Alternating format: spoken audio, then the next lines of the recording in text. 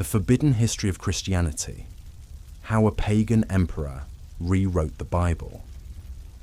What if everything you've been told about the origins of Christianity is a carefully constructed lie? What if the religion that has shaped Western civilization for nearly 2 millennia wasn't born from divine revelation, but from the political ambitions of a Roman emperor who needed to save his crumbling empire? Today, we're diving into one of history's most explosive secrets, a story so controversial that it's been buried for over 1,700 years.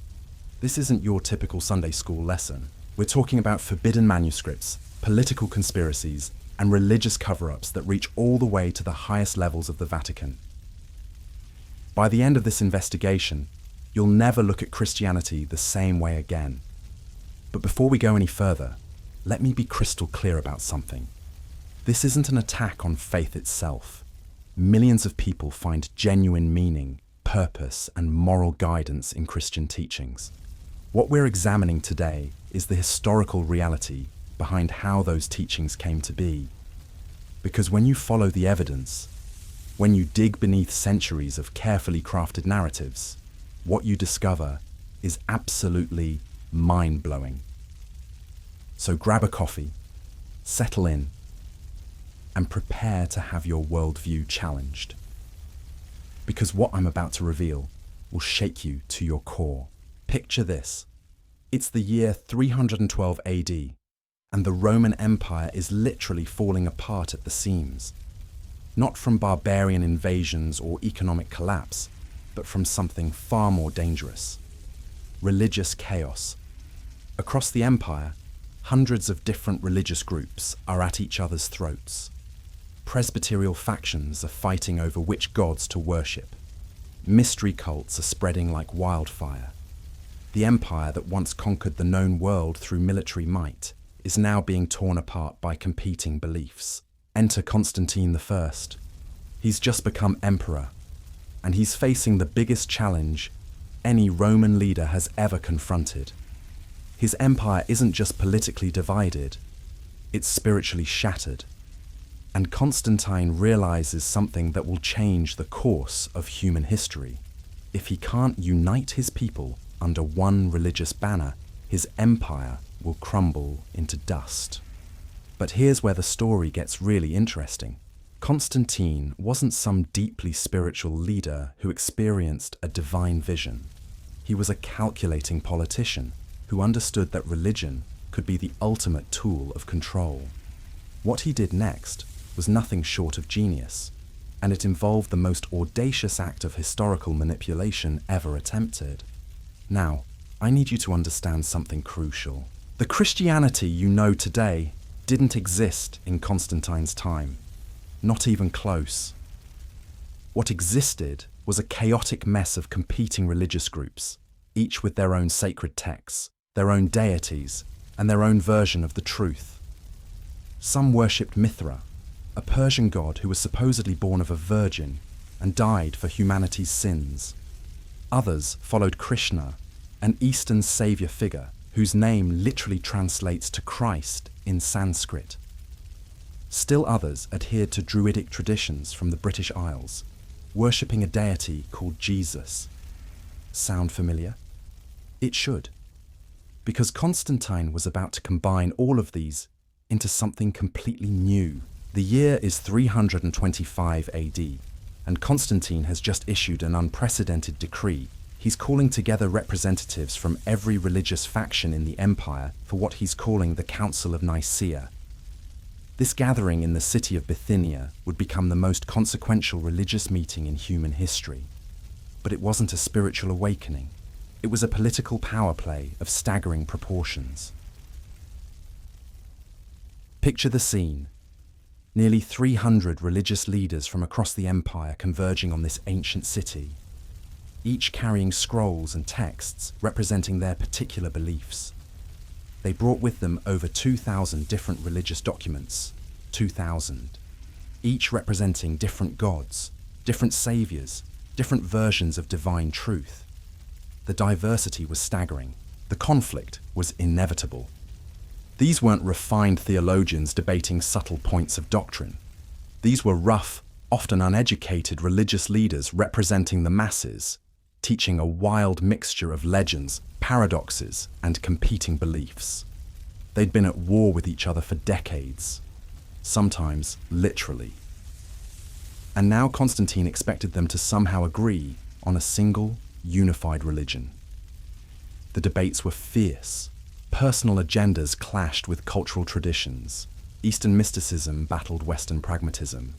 At one point, 53 different deities were actually put forward as candidates for the new unified religion.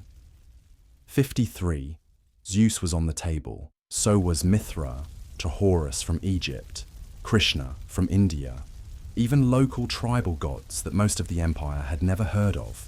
But Constantine held the ultimate authority, and his decision would echo through history in ways that still shape our world today. After intense deliberation, he made a choice that was pure political genius. He decided to combine elements from multiple traditions. The British Druidic deity Jesus would be merged with the Eastern savior god Krishna.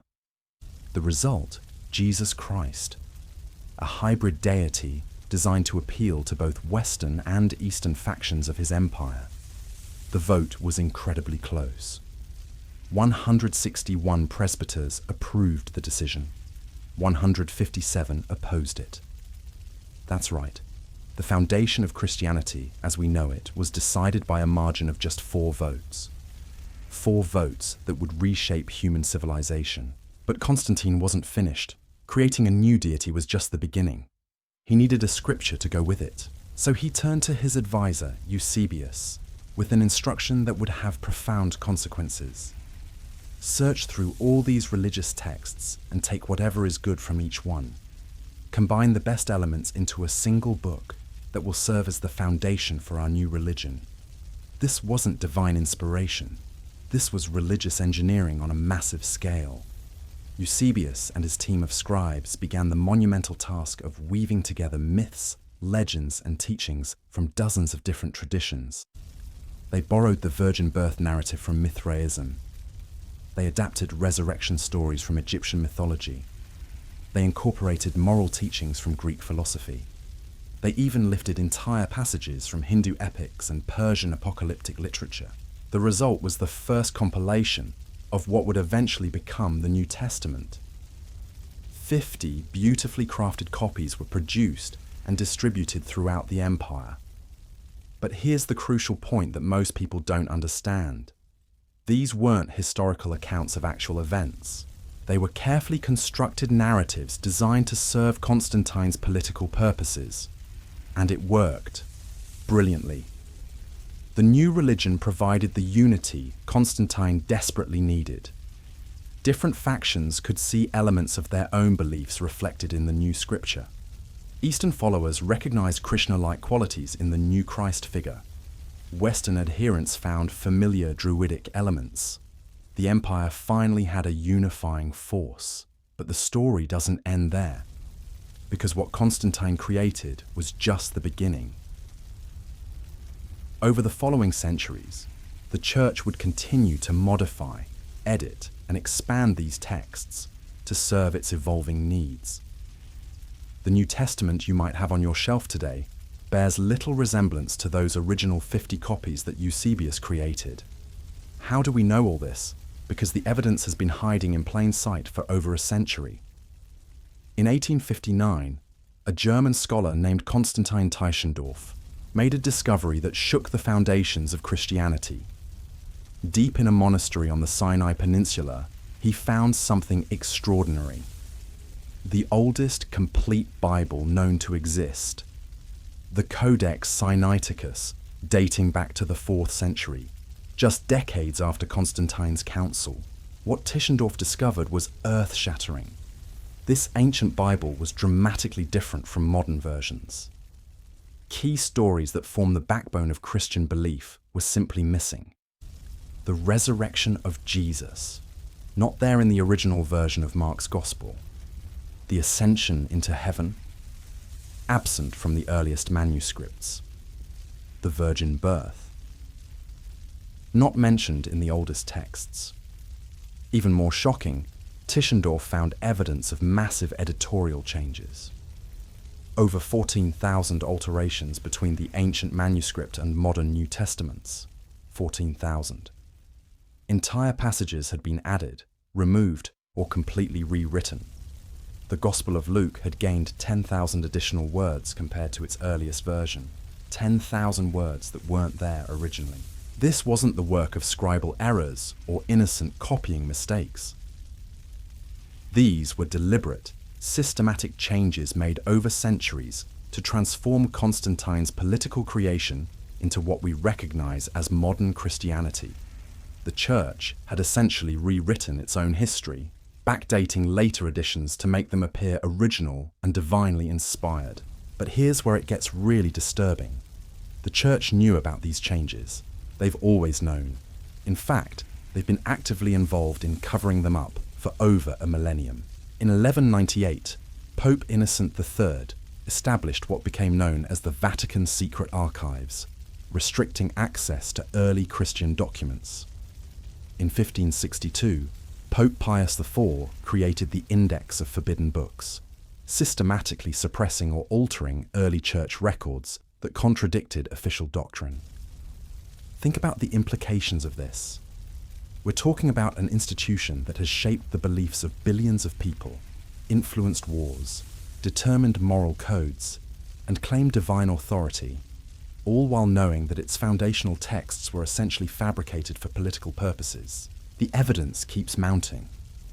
Modern scholars have identified direct parallels between New Testament stories and earlier religious traditions. The Sermon on the Mount contains passages that are virtually identical to earlier Greek philosophical texts. The parables attributed to Jesus mirror stories from Hindu epics that predate Christianity by centuries. Even Paul's letters, considered foundational to Christian theology, contain direct quotes from Greek and Roman philosophers, presented as if they were original Christian insights. We're not talking about vague similarities or general themes. We're talking about word-for-word copying from earlier sources, rebranded and presented as divine revelation. It's the most successful act of intellectual appropriation in human history. And the most remarkable part? The Church has quietly admitted to much of this. The Catholic Encyclopedia acknowledges that the Gospels were originally written anonymously and only later attributed to specific apostles. It concedes that many foundational texts were heavily edited to align with evolving doctrine. These aren't accusations from hostile critics. These are admissions from the Church itself. So what does all this mean? It means that Christianity, as it exists today, is fundamentally different from what most believers think it is. Instead of being a divinely inspired religion based on historical events, it's a sophisticated political construction that borrowed heavily from earlier traditions to create a unifying force for the Roman Empire. This doesn't necessarily invalidate the moral teachings or the personal meaning that millions find in Christian faith. But it does raise profound questions about authority, truth, and the nature of religious belief itself. How can an institution claim divine authority when its foundational texts are demonstrably fabricated? What does it mean for moral guidance to be based on stories that were consciously constructed rather than divinely revealed? The rabbit hole goes even deeper than what I've shared today. We haven't even scratched the surface of how the Church systematically destroyed alternative texts, manufactured historical timelines, or created elaborate cover stories to hide the evidence of its origins. We haven't discussed the specific techniques used to backdate later writings, or the sophisticated methods employed to suppress dissenting voices throughout history. The deeper you dig into this historical deception, the more disturbing the picture becomes. Because what Constantine set in motion wasn't just the creation of a new religion, it was the beginning of one of history's most elaborate cover-ups, a systematic campaign to erase evidence and rewrite the past that continues to this day. Let me take you back to that pivotal moment at the Council of Nicaea. When those presbyters voted to create this hybrid deity, They weren't just making a theological decision. They were participating in what would become the greatest literary fraud in human history. Because once Constantine had his unified God, he needed stories to go with it. Epic stories, miraculous stories, stories that would capture imaginations and inspire devotion across his vast empire. This is where Eusebius comes back into our story.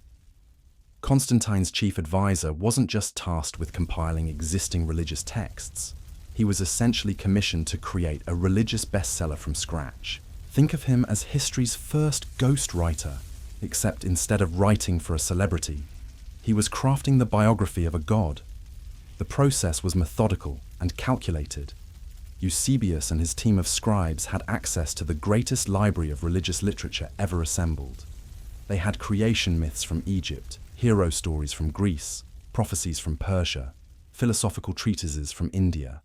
It was like having access to Netflix, Amazon Prime, and Disney Plus all at once, except instead of binge-watching, they were cherry-picking the best elements to create the ultimate religious narrative. Consider how they constructed the nativity story. They took the virgin birth concept straight from Mithraism, where the god Mithra was born from a rock to a virgin mother. They borrowed the star-following shepherds from Persian astronomical traditions. The three wise men, that's lifted directly from Zoroastrian prophecy about magi, who would recognize a divine king. Even the December 25th birth date wasn't original. It was already the established birthday of Sol Invictus, the unconquered sun god that Constantine had previously favored. But here's where it gets really clever. They didn't just copy these elements wholesale. They adapted them, refined them, made them fit together into a coherent narrative that would appeal to people from completely different cultural backgrounds. A Roman citizen could hear echoes of their familiar mystery religions. A Greek philosopher could recognize moral teachings that resonated with their intellectual traditions. An Egyptian could see familiar themes of death and resurrection. It was religious marketing at its most sophisticated. The resurrection story is perhaps the most telling example of this creative borrowing. The concept of a god dying and rising again wasn't new. Osiris had been doing it in Egypt for millennia. Dionysus had his own resurrection mythology in Greece. What Eusebius did was take these familiar themes and craft them into something that felt both ancient and immediate, both mystical and relatable. They even borrowed the crucifixion narrative. Cruce punishment, yes. But the affixion was a Roman idea of a divine figure suffering on a cross for humanity's redemption was already present in various forms across multiple traditions. The genius was in the way they combined these elements with the political reality of Roman justice, making the story feel historically grounded while maintaining its mythological power. Now, you might be thinking, surely some people at the time recognized what was happening. Surely someone called out this obvious borrowing and adaptation. And you'd be right, they absolutely did. But Constantine had a solution for that too. Anyone who questioned the new official religion, anyone who pointed out the obvious parallels to earlier traditions, anyone who possessed texts that contradicted the official narrative, was branded a heretic. Fascinating in this context. It comes from the Greek word. The word heretic itself is heretikos, which simply means able to choose. Think about that. The original heretics weren't necessarily people who believed in evil or false things. They were people who insisted on their right to choose their own beliefs instead of accepting the state-mandated version. In Constantine's empire, the ability to choose your own spiritual path became a crime. This is where the story takes a dark turn. Because maintaining this religious fiction required more than just creative writing. It required the systematic suppression of evidence, the destruction of alternative texts, and the silencing of dissenting voices. The early church didn't just create a new religion. It launched what might be history's first comprehensive disinformation campaign. The scope of this suppression was staggering. Entire libraries were burned. Manuscripts that contained alternative versions of Christian stories were systematically hunted down and destroyed. Scholars who questioned the official narrative were excommunicated, exiled, or worse. The church created what was essentially an ancient version of thought police, roaming the empire to ensure ideological conformity. But they made one crucial mistake. They were so focused on destroying texts that contradicted their narrative that they didn't always think about preserving the evidence of their own fabrication. Some of the original material survived, hidden away in remote monasteries, forgotten in dusty archives, buried beneath centuries of accumulated manuscripts. This brings us to one of the most shocking discoveries in modern biblical scholarship.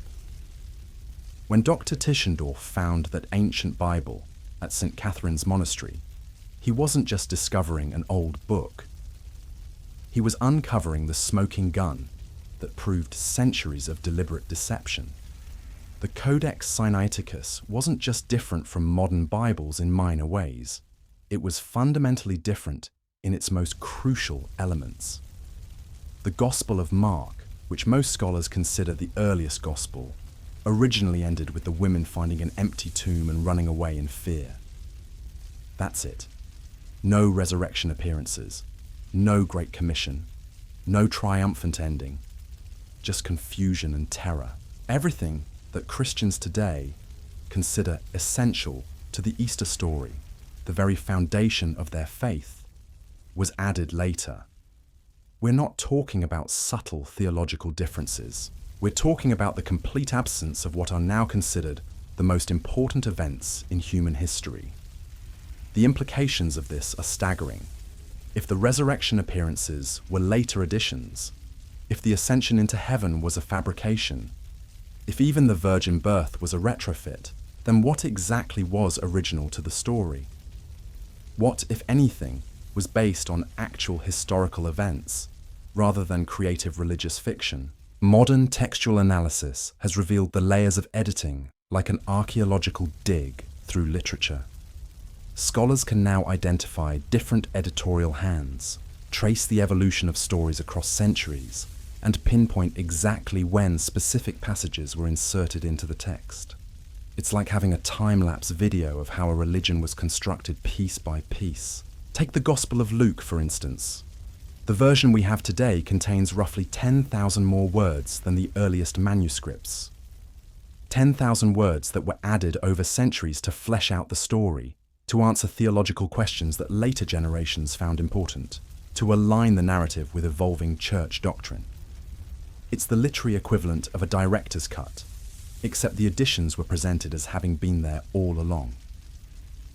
The most disturbing part of this process was how seamlessly the church integrated these fabrications into its official doctrine. They didn't just add new stories and admit they were new, they backdated them, claimed they had always been part of the original revelation, and declared anyone who questioned their authenticity to be a heretic or a fool. This wasn't accidental. It wasn't the result of innocent copying errors or natural textual evolution. It was a deliberate, systematic campaign to rewrite history in real time.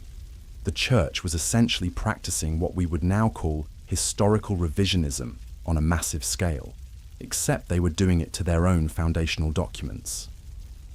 The techniques they used were sophisticated for their time. They would create multiple copies of edited texts and distribute them widely, while simultaneously seeking out and destroying older versions that contradicted the new narrative. They established scriptoriums, essentially ancient publishing houses that specialized in producing standardized versions of approved texts while suppressing variants. They also developed elaborate authentication systems, creating false provenance for their fabricated texts. They would attribute writings to famous apostles who had died centuries earlier, forge letters from early church fathers, and even create entirely fictional historical figures to serve as witnesses to events that never happened. But perhaps most cleverly, they turned their critics' arguments against them. When scholars pointed out obvious parallels between Christian stories and earlier pagan myths, the church claimed this was actually evidence of divine foreshadowing. God, they argued, had planted these similar stories in earlier cultures to prepare humanity for the true revelation that would come later. It was a brilliant rhetorical move that transformed evidence of borrowing into proof of divine planning. This strategy worked so well that it persisted for over a millennium. Even when Renaissance scholars began noticing the obvious parallels between Christianity and earlier religions, the Church's explanation was so entrenched that most people accepted it without question. The idea that earlier myths were pale shadows of Christian truth became orthodox doctrine, taught in universities and preached from pulpits across Europe. Meanwhile, the Church continued its campaign of historical manipulation. They established institutions specifically designed to control information flow and suppress inconvenient evidence. The Vatican's secret archives, created in the late 12th century, became a repository for documents too sensitive for public viewing. The Index of Forbidden Books, established in the 16th century, systematically censored materials that contradicted church teachings. These weren't defensive measures designed to protect legitimate religious doctrine. They were offensive operations aimed at maintaining a carefully constructed historical fiction. The Church wasn't just interpreting evidence in their favor. They were actively hiding evidence that contradicted their narrative and manufacturing evidence that supported it. The scope of this deception becomes clear when you realize how much of early Christian history has been lost or altered. We have almost no independent contemporary accounts of the events described in the Gospels. No Roman historians mention the miraculous events that supposedly drew crowds of thousands. No Jewish sources record the trial and execution that allegedly caused an earthquake and darkened the sky. It's as if the most important events in human history happened in a complete historical vacuum. This absence of contemporary evidence isn't an accident. It's the result of centuries of systematic suppression and fabrication. The Church didn't just fail to preserve alternative accounts, they actively sought them out and destroyed them, while simultaneously creating false historical records to fill the gaps in their narrative. The result is that what most people think they know about early Christian history is actually a carefully constructed illusion, maintained through centuries of institutional deception and intellectual manipulation. The real story of how Christianity began is far more complex, far more political, and far more deliberately fabricated than most believers could ever imagine. The web of deception goes even deeper when you examine how the Church manipulated its own early history. They didn't just fabricate religious texts, they manufactured an entire historical timeline, complete with fictional characters, backdated documents, and elaborate cover stories that would make a modern intelligence agency jealous. Let me paint you a picture of how sophisticated this operation really was. The Church created what historians now call retroactive authentication. They would write documents centuries after the supposed events, then appear ancient and authoritative. They use elaborate techniques to make them developed methods for aging parchment, created artificial wear patterns on manuscripts, and even invented entire biographical details for fictional early church leaders. Take the figure of Paul the Apostle, for instance. Modern scholarship has revealed something absolutely shocking about those famous epistles that form the backbone of Christian theology. Many of them weren't written by Paul at all. They were actually adaptations of existing philosophical works, particularly the writings of Apollonius of Tyana, a wandering Greek philosopher who lived in the 1st century. Apollonius was a real historical figure, well documented by multiple independent sources.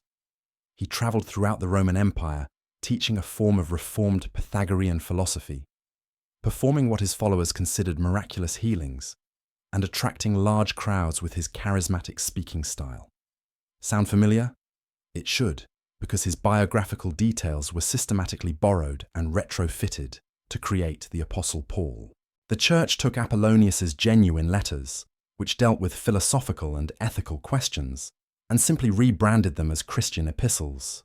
They changed references to Greek philosophical concepts into Christian theological terms.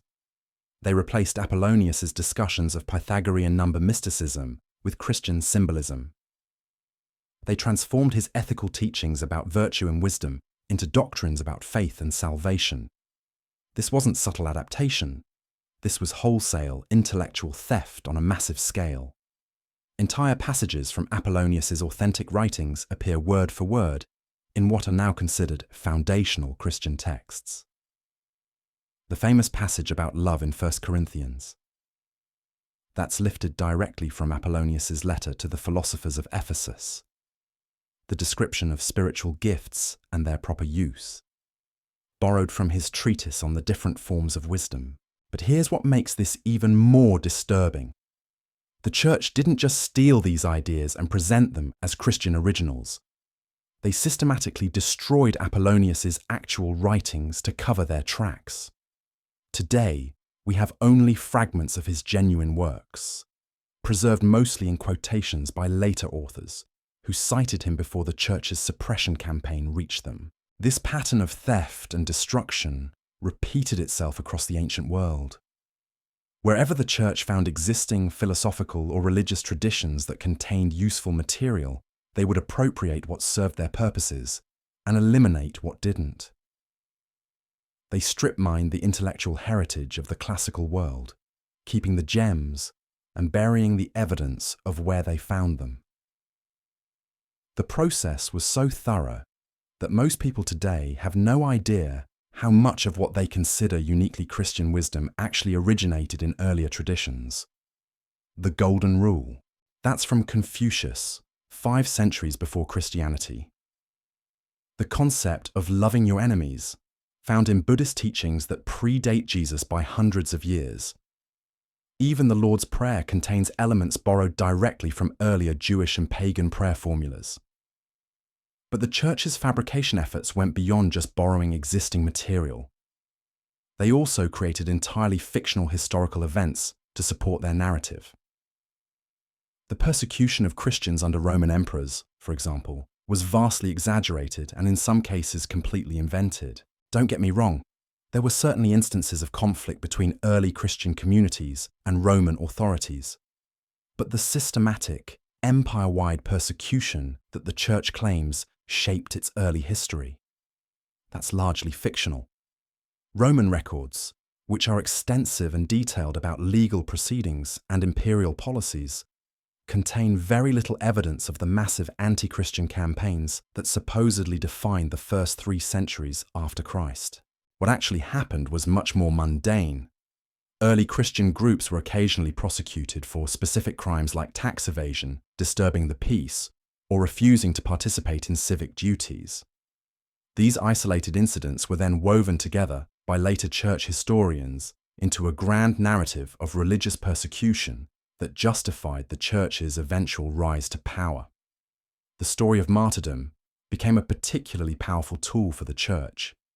They created elaborate fictional accounts of saints who supposedly died rather than renounce their faith, complete with miraculous events, dramatic speeches, and inspiring examples of religious devotion. These stories served multiple purposes.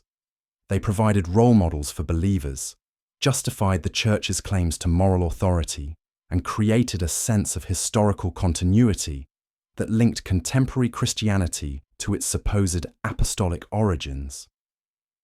The problem is that most of these martyrdom accounts are complete fiction.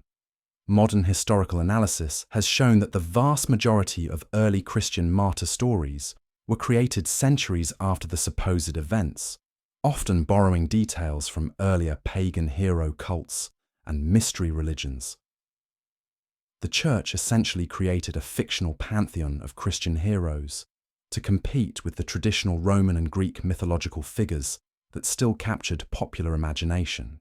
This brings us to one of the most shocking aspects of the church's historical manipulation.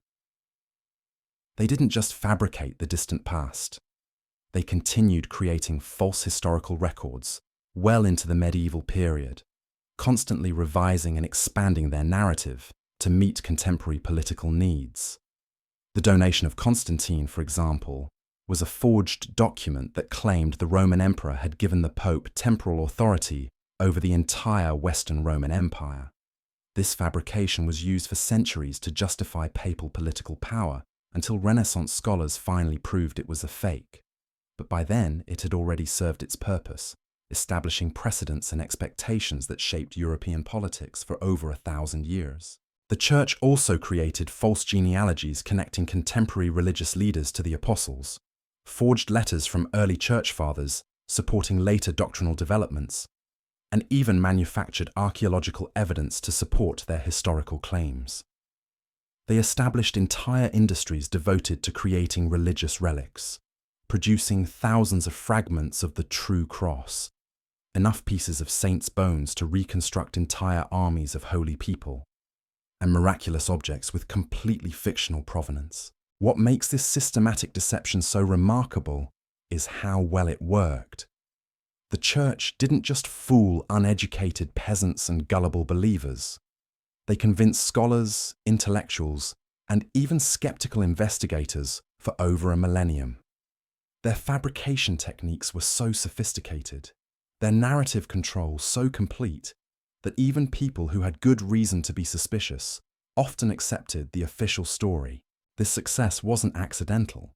The Church invested enormous resources in maintaining their historical fiction. They established schools specifically devoted to training scribes in the proper copying and editing of manuscripts. They created networks of monasteries that served as information control centers, ensuring that approved versions of texts were widely distributed while suppressing variants. They developed theological arguments that made questioning official church history equivalent to questioning God himself.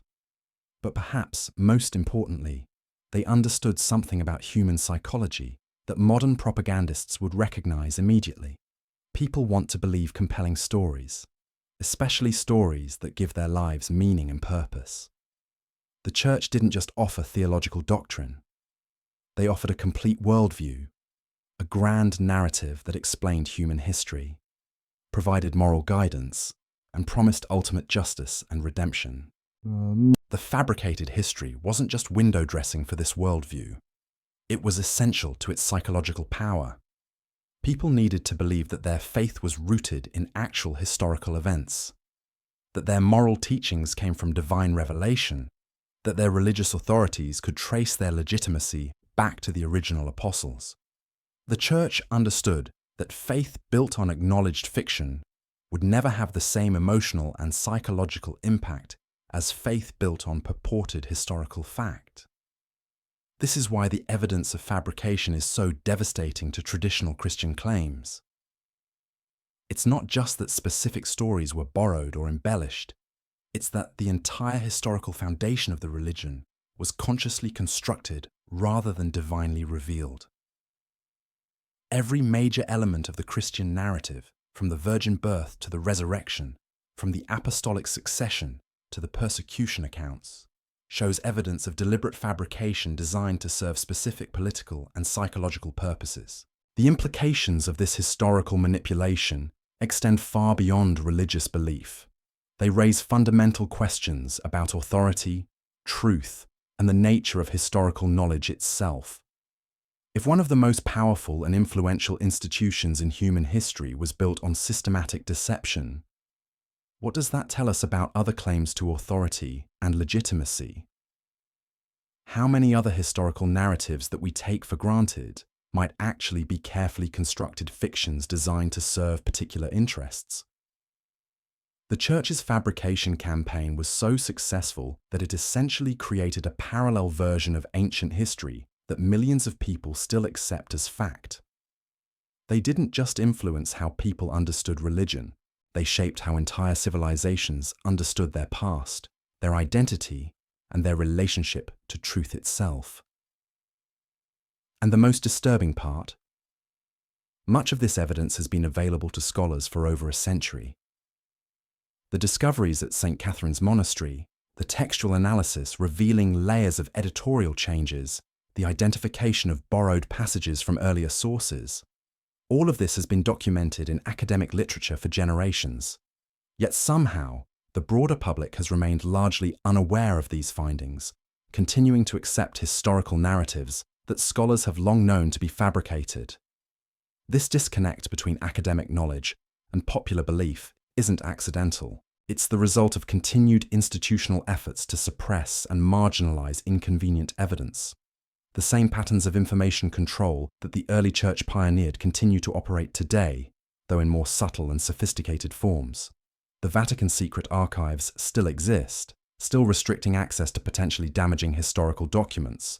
Church-affiliated universities still discourage research that might undermine traditional narratives.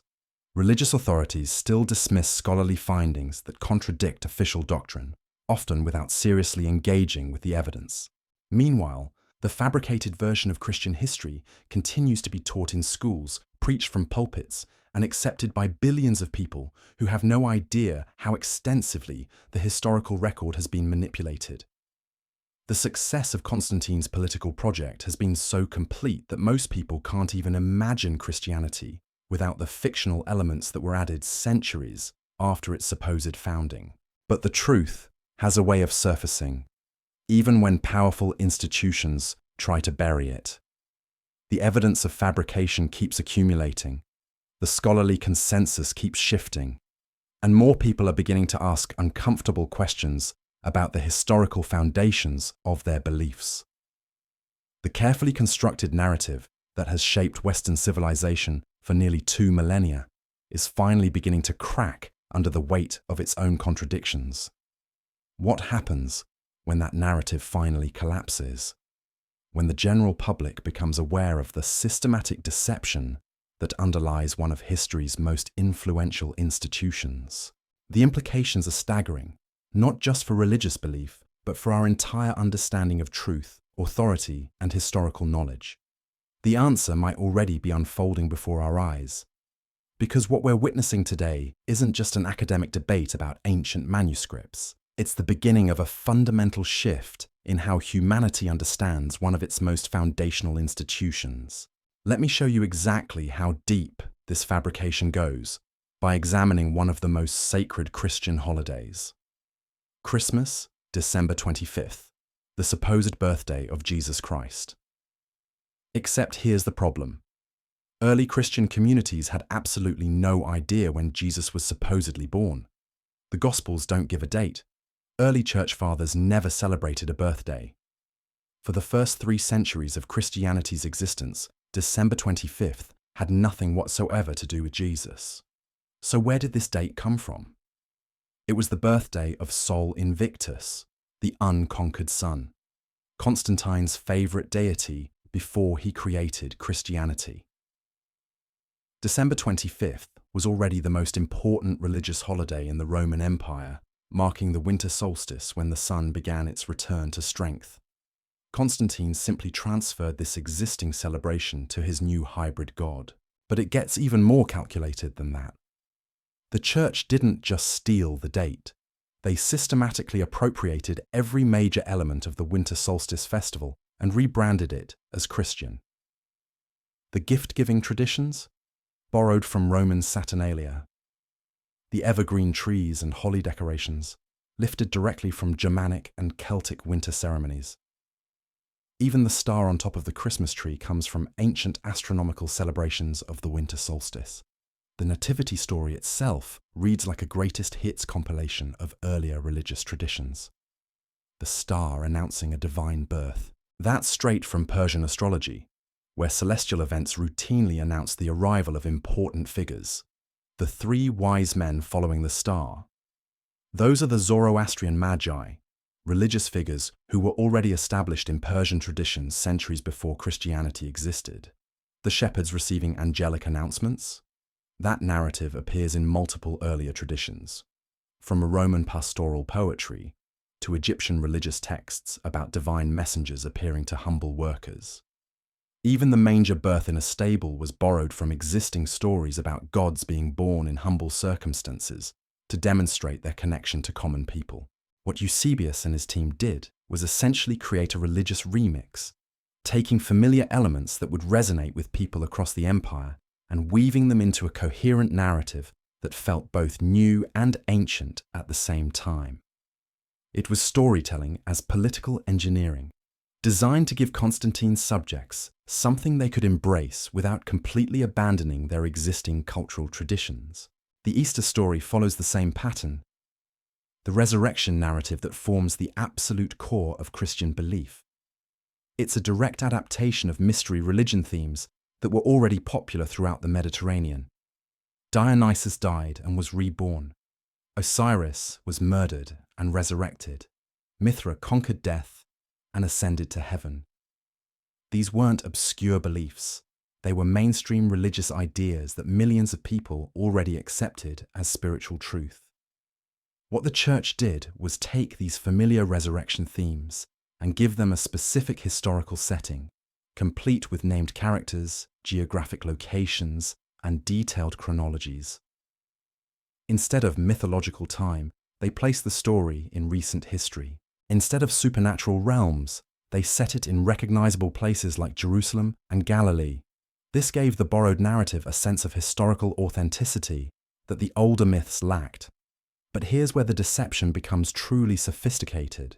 The church didn't just borrow these resurrection stories and present them as Christian originals. They actively worked to discredit and suppress the earlier traditions they had stolen from. They labeled the mystery religions as demonic deceptions, claimed that Satan had planted false resurrection stories to confuse people about the true resurrection of Christ. This strategy was brilliant because it turned evidence of borrowing into proof of authenticity. When critics pointed out obvious parallels between Christian stories and earlier pagan myths, the church could claim this was actually Satan's attempt to undermine Christianity by creating counterfeit versions of true events. The similarities weren't evidence of theft. They were evidence of spiritual warfare. This rhetorical move was so effective that it persisted for over 1,500 years. Even today, when scholars point out the obvious connections between Christianity and earlier religions, many believers accept the church's ancient explanation without question. The idea that Satan planted false religions to confuse humanity about true Christianity has become so embedded in Christian thinking that it immunizes believers against evidence of their religion's fabricated origins. Meanwhile, the church continued expanding and refining their narrative throughout the medieval period.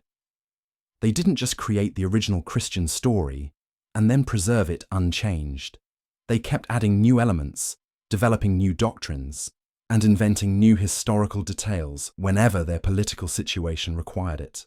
The doctrine of papal infallibility, for example, wasn't established until 1870. The Immaculate Conception of Mary wasn't declared official Catholic doctrine until 1854. The Trinity, now considered absolutely fundamental to Christian theology, wasn't formally codified until the Council of Constantinople in 381, and even then, it remained controversial for centuries. Each of these developments required new historical justification. The Church couldn't simply announce that they were creating new doctrines. They had to claim that these ideas had always been part of authentic Christian teaching, hidden in Scripture and preserved by apostolic tradition. This meant continuously revising their historical narrative, manufacturing new evidence, and suppressing materials that contradicted their evolving theology. The pattern becomes clear when you step back and look at the bigger picture. Christianity isn't a religion that was revealed once and then preserved unchanged through history.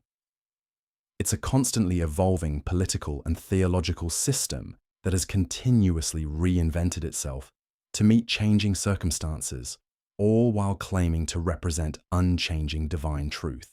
This ongoing fabrication process explains why there are so many different versions of Christianity today: Catholic, Orthodox, Protestant, Evangelical.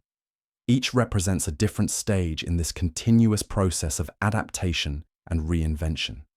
Each claims to represent the authentic original Christianity, but they're all actually products of specific historical moments when the Church needed to modify its narrative for political or theological reasons. The Protestant Reformation, for instance, wasn't just a theological dispute about salvation and authority. It was a political rebellion that required creating new historical narratives to justify breaking away from Rome. Protestant scholars had to rewrite Christian history to show that the Catholic Church had corrupted original Christianity and that they were returning to authentic apostolic teaching. But they faced the same problem that had plagued the Church since Constantine's time. How do you create legitimacy for new religious ideas without admitting that you're innovating? The Protestant solution was to claim that they were removing later Catholic additions and returning to biblical Christianity. They positioned themselves as historians, uncovering authentic early Christian practice rather than innovators creating new religious systems. This required its own form of historical manipulation. Protestant scholars had to minimize evidence of diversity in early Christianity, suppress information about the political origins of the New Testament, and create new narratives about apostolic succession that bypassed Rome entirely. They essentially had to out-fabricate the Catholics, creating even more elaborate historical fictions to justify their theological innovations. The result is that virtually every Christian denomination today is built on layers of historical fabrication stretching back to Constantine's original political project. Each group claims direct connection to original Christianity, but they're all actually products of specific moments when religious authorities needed to create new legitimacy for their particular interpretation of the faith. Modern. Despite claiming to represent biblical later evangelical Christianity, represents perhaps the most extreme example of this paternalism and original apostolic teaching. Evangelical theology is actually a relatively recent invention, developed primarily in 19th and 20th century America to address specific cultural and political challenges.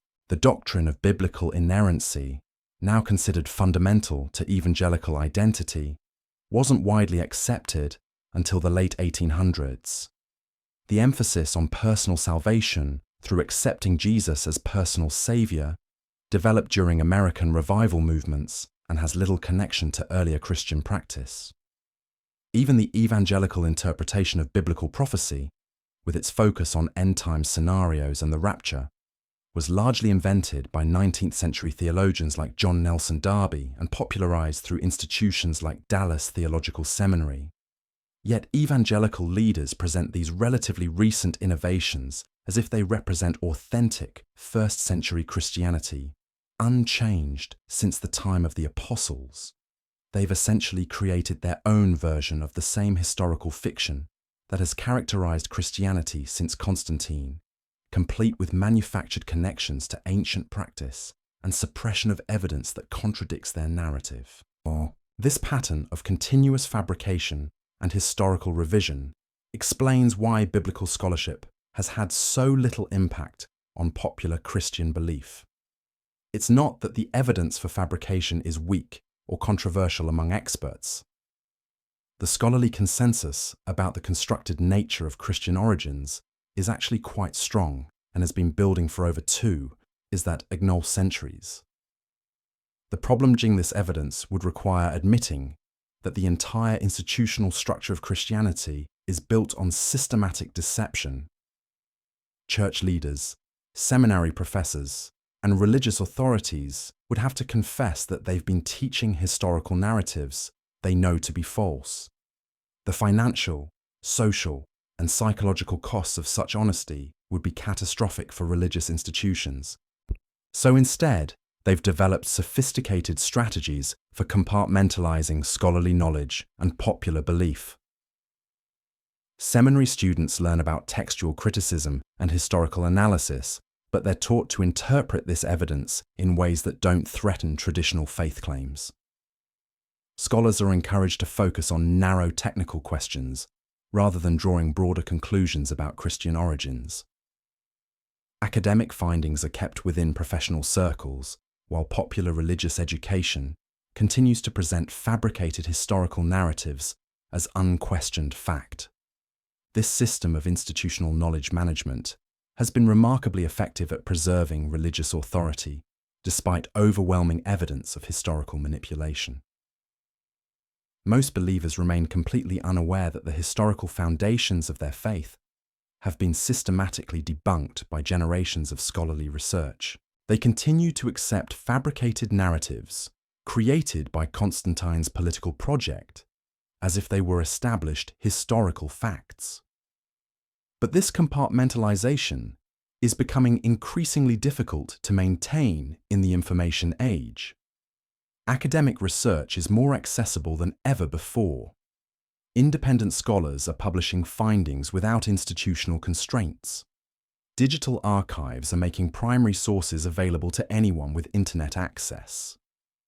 The carefully controlled information environment that allowed religious institutions to suppress inconvenient evidence for centuries is rapidly breaking down. The implications of this information revolution extend far beyond religious belief. What we're witnessing is the collapse of one of history's most successful systems of institutional authority, built on nearly 2 millennia of systematic deception and information control. The techniques that Constantine's church pioneered, historical fabrication, narrative management, evidence suppression, authority claims based on manufactured legitimacy, these same techniques have been used by countless other institutions throughout history. Governments have created mythological national origins to justify political authority. Educational institutions have taught fabricated histories to support ideological agendas. Economic systems have been legitimized through manufactured historical narratives about natural market processes and inevitable progress. The Church's success in maintaining fabricated authority for nearly 2,000 years has provided a template that other institutions have eagerly copied. Understanding how Christianity was constructed as a political project reveals the mechanisms through which all forms of institutional authority operate. It shows how powerful groups create legitimacy through historical manipulation, how they suppress dissenting voices, how they manage information flow to maintain control over popular belief, and how they adapt their narratives to meet changing circumstances while claiming to represent unchanging truth.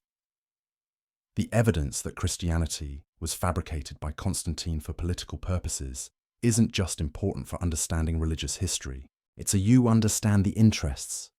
When case study in how institutional power operates, how authority people can be systematically deceived by those who claim to act in their best is manufactured and maintained, and how ordinary techniques that were used to create and maintain the Christian historical fiction, you begin to recognize similar patterns everywhere.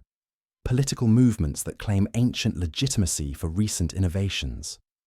Economic theories presented as natural laws rather than ideological constructs. Educational curricula that teach manufactured narratives while suppressing contrary evidence. Media narratives that shape public opinion through selective presentation of information. The same psychological mechanisms that allowed the Church to convince billions of people to accept fabricated history continue to operate in modern institutional contexts. People still want compelling narratives that give their lives meaning and purpose. They still prefer simple explanations to complex realities. They still tend to trust authority figures who claim special knowledge or divine sanction. They still resist information that threatens their fundamental beliefs about themselves and their world. This is why the evidence about Christianity's fabricated origins is so threatening to religious institutions, and why it has profound implications that extend far beyond theological debate. It reveals the fundamental mechanisms through which institutional authority operates in human society. It shows how easily even sophisticated populations can be manipulated through systematic deception and information control. And it demonstrates that institutions we consider most trustworthy and legitimate may actually be built on foundations of deliberate fraud. The question facing us now isn't just whether Christianity is historically accurate. The question is, what happens to human civilization when one of its foundational institutional models is revealed to be based on systematic deception?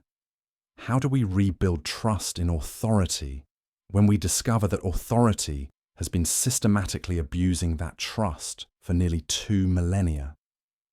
How do we distinguish between legitimate and illegitimate claims to institutional power when one of our most trusted institutions turns out to be built on fabrication? These aren't just academic questions.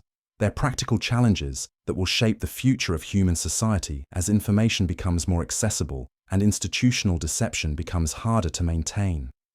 The collapse of the Christian historical narrative is just the beginning of a much larger reckoning with institutional authority and the nature of truth itself. We're living through what might be the most significant collapse of institutional authority in human history. And it's not happening because of external attacks or military conquest. It's happening because the truth is finally catching up with centuries of carefully managed lies. Think about what this means on a personal level. If you were raised in a Christian household, if you attended Sunday school, if you based major life decisions on biblical teachings, you've essentially been living inside a historical fiction created by a Roman emperor for political purposes. Your moral framework, your understanding of human nature, your beliefs about life and death, all of it traces back to Constantine's fabrication project. This isn't your fault. You weren't supposed to know. The system was specifically designed to prevent you from knowing.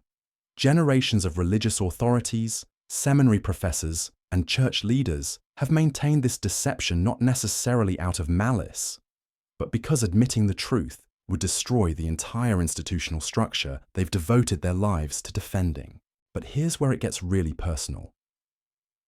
Once you understand how this fabrication was accomplished, once you see the techniques that were used to manipulate historical narratives and control information, you start recognizing the same patterns everywhere. Political campaigns that manufacture grassroots support, news organizations that shape public opinion through selective reporting, educational institutions that teach ideologically convenient versions of history while suppressing inconvenient evidence. The methods Constantine pioneered, creating compelling narratives from borrowed elements, claiming ancient authority for recent innovations, suppressing dissenting voices, manufacturing historical evidence. These same techniques are being used today by governments, corporations, media organizations, and educational institutions around the world. Consider how modern political movements operate. They don't just propose policies and ask for your support based on practical merits. They create elaborate mythologies about national identity, historical destiny, and moral righteousness. They claim their recent innovations represent returns to founding principles. They suppress information that contradicts their narratives while amplifying evidence that supports them. The techniques are identical to what Eusebius used when compiling the New Testament. Take elements that resonate with your target audience, weave them into a coherent narrative that feels both familiar and inspiring. Present the result as ancient wisdom rather than contemporary construction. Suppress alternative versions of events. Create institutions to maintain and propagate your preferred narrative. This isn't conspiracy theory speculation. This is documented historical methodology that has been refined and perfected over nearly 2 millennia. The Church didn't just accidentally stumble into effective propaganda techniques. They pioneered and systematized methods for manufacturing legitimacy and controlling popular belief that have become the standard playbook for institutional authority. Understanding this helps explain why so many people today feel like they're living in an era of alternative facts and competing realities. It's not that truth has become more relative or that people have become more gullible.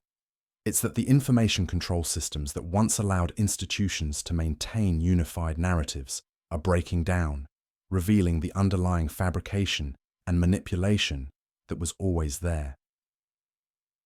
The internet hasn't created fake news. It's exposed how much of what we considered legitimate news was always carefully managed information designed to serve institutional interests. Social media hasn't made people more susceptible to propaganda. It's revealed how much of what we considered authoritative knowledge was always propaganda, just better disguised and more professionally produced. What we're experiencing now is the same thing that would have happened in Constantine's time, if ordinary people had suddenly gained access to all those religious manuscripts that the Council of Nicaea had rejected. If 4th century Romans could have read the original sources that Eusebius borrowed from, if they could have compared the fabricated Christian narratives to their authentic predecessors, if they could have seen the political calculations behind the religious engineering, the entire project would have collapsed before it got started. That's essentially what's happening today with Christianity and numerous other institutional authorities. The primary sources are becoming available. The fabrication techniques are being exposed. The political motivations behind seemingly spiritual or scholarly or journalistic enterprises are becoming visible to ordinary people who were never supposed to see behind the curtain. Religious institutions are responding to this crisis exactly the way you'd expect institutions built on systematic deception to respond. They're doubling down on their historical claims while simultaneously trying to shift the conversation away from historical accuracy and toward personal meaning and community value. You'll hear religious leaders arguing that it doesn't matter whether the biblical narratives are historically accurate because they provide moral guidance and spiritual comfort. You'll see seminary professors distinguishing between historical truth and religious truth, as if there was some meaningful difference between facts and fabrications when it comes to foundational claims about reality. These are the desperate rhetorical moves of institutions that know their authority depends on historical claims they can no longer credibly defend. They're trying to preserve their power and influence by convincing people that truth doesn't really matter, that authority can be legitimate even when it's based on acknowledged falsehoods, that institutions should be trusted regardless of whether their foundational narratives are accurate. But this strategy faces a fundamental problem. If historical accuracy doesn't matter for religious authority, then why does every major Christian denomination continue to insist that their particular interpretation represents authentic biblical teaching? If truth is irrelevant to legitimacy, then why do religious institutions spend enormous resources on apologetics and historical arguments designed to defend their credibility? The answer is that they know historical accuracy absolutely does matter for institutional authority. They know that admitting their foundational narratives are fabricated would destroy their ability to command obedience and extract resources from believers. They're trying to have it both ways, claiming that truth doesn't matter while simultaneously insisting that their version of events is true. This contradiction is becoming increasingly difficult to maintain as more people gain access to primary sources and scholarly analysis. The compartmentalization strategies that once allowed religious institutions to keep inconvenient evidence away from ordinary believers are failing. Seminary-trained pastors who learned about textual criticism and historical analysis in graduate school are finding it harder to preach traditional narratives to congregations that can easily access the same information online. The result is a growing crisis of authority that extends far beyond religious institutions. Because once people understand how thoroughly they've been deceived about something as fundamental as the historical origins of Christianity, they start questioning everything else they've been told by institutional authorities. If the Church could maintain a fabricated historical narrative for nearly 2,000 years, what other institutions might be operating on similarly false foundations?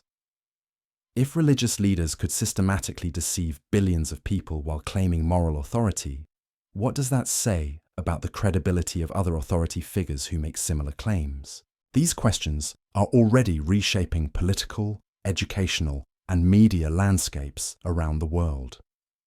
Traditional gatekeepers are losing their ability to control information flow and shape public opinion.